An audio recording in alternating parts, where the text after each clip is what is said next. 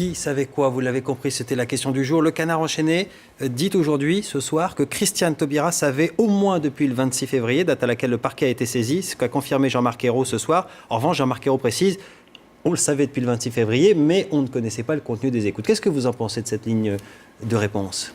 Je ne sais pas. Simplement, il faut regarder comment fonctionne une procédure. Quand des écoutes téléphoniques arrivent dans un dossier d'instruction, elles sont versées au dossier d'instruction par les enquêteurs et par le juge d'instruction qui sort de la cote en cours et qui le cote.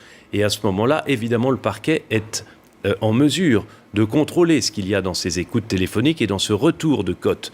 Et alors, le parquet, il est hiérarchisé. Au-dessus du procureur de la République, il y a le ministre. Et ça, c'est côté parquet. Mais au-dessus des enquêteurs, il y a le ministre. D'un côté, c'est le ministre de la Justice, de l'autre côté, c'est le ministre de l'Intérieur. Donc, évidemment, en tir croisé, les deux ministres savaient. Tournons pas autour du pot. Ils savaient depuis quand, d'après vous, et à quel degré de détail? Ils savaient tout. En tout cas, leur service savait tout, évidemment, et depuis le début. Ça veut dire que pendant 1 an, l'ancien président de la République, mais pour tout quidam, ce serait la même chose, est entendu, est,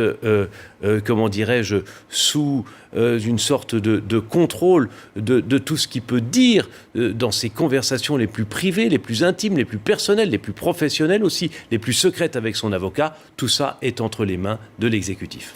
Vous êtes en train de nous dire que Christiane Taubira a menti hier quand elle disait « je ne dispose pas du contenu de la procédure » ? Mais je ne sais pas si elle a menti, puis il y a des mensonges d'État qui sont nécessaires parfois. C'est pour ça, en tout cas, que j'ai saisi le président de la République. C'est le magistrat suprême. Il est le seul aujourd'hui qui peut siffler la fin de la partie. Aujourd'hui, je n'ai aucun recours. Là où la garde des Sceaux a commis une erreur de droit, c'est hier en indiquant sur votre plateau ou un autre que nous avons toutes les voies de recours et qu'il faut les exercer. C'est faux, nous n'avons aucune voie de recours. Nous ne pouvons saisir ni la Chambre de l'instruction, ni la Cour de cassation, ni Strasbourg, rien.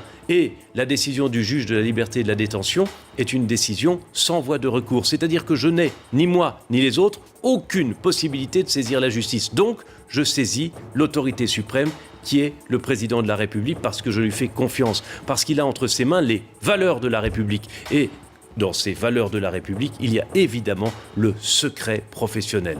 Merci, monsieur le bâtonnier, d'être venu répondre à nos questions. Nombreuses ce soir, mais les réponses étaient attendues. Merci à vous. Vous restez avec nous tout de suite, la météo.